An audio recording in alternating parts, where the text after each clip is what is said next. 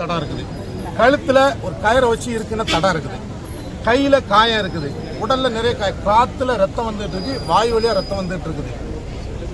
இப்படிலாம் இருந்தோடனே இது வேற அவங்க என்ன சொல்றாங்க, அரசு தரப்புல வலிப்பு நோய் வந்து செத்து போயிட்டாரு, அல்லது வலிப்பு வந்ததுல வந்து எறும்பு கடிச்சு செத்து போயிட்டாங்க. பல கதைகளை காவல்துறை வந்து வழக்கமாக இது போன்ற மாணவர் படுகொலைகள்ல கொலையாளிகளை பாதுகாக்கவே இந்த காவல்துறை என்னென்ன நாடகம் கட்டுக்கதையெல்லாம் கட்டுமோ அதெல்லாம் இதுல செய்யுது.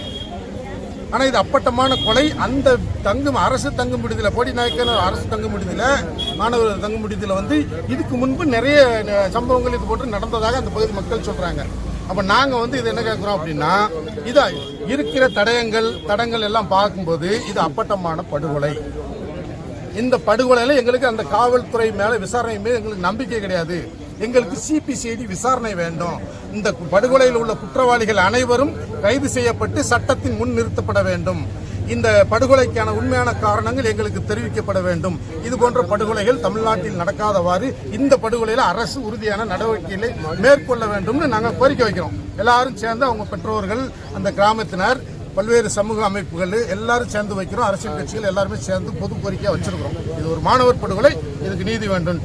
அவங்க வந்து நேர்ல போய் அந்த காவல்துறை வந்து தொடர்ந்து அழைச்சி இங்க வர காவல் நிலையம் வர சொல்றது, மருத்துவமனைக்கு வர சொல்றது, ஆட்சியர் அலுவலகம் வர சொல்றது, கண்காணிப்பாளர் பார்க்க வர சொல்றது, இழுத்தடித்து அலைக்கழித்து இந்த வழக்கை நீர்த்து போக செய்யவும், படுகொலைக்கான தடயங்களை அளிப்பதற்கும் காவல்துறை தொடர்ந்து முயற்சிப்பதாக வலுவான குற்றச்சாட்டை நாங்கள் முன்வைக்கிறோம்.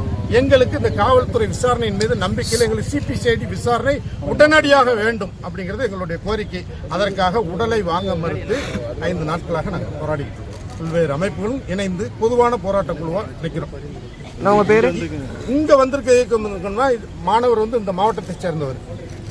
ஆட்சியருக்கு வந்து இருக்கக்கூடிய அதிகாரம் வந்து எல்லோரையும் தாண்டி ஒரு அதிகாரம் உள்ளவர்.